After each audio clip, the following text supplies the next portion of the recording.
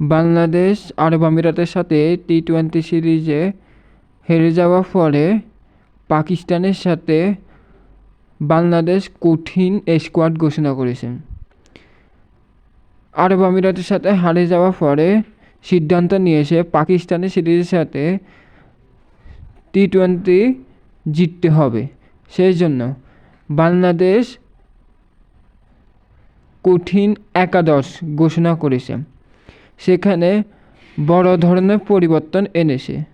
পরিবর্তনে যারা আছেন বাংলাদেশ একাদশে: number 1 Liton Kumar Das captain, number 2 Soumya Sarkar, number 3 Parvez Hossain Emon, number 4 Towhid Hridoy, number 5 Jaker Ali Anik, number 6 Rishad Hossain, number 7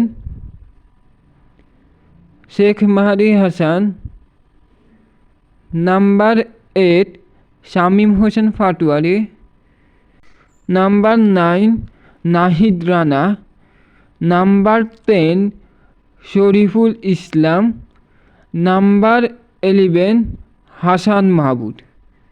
এই একাদশ বাংলাদেশ পাকিস্তানের বিপক্ষে প্রথম টি-20 ম্যাচে ঘোষণা করেছেন।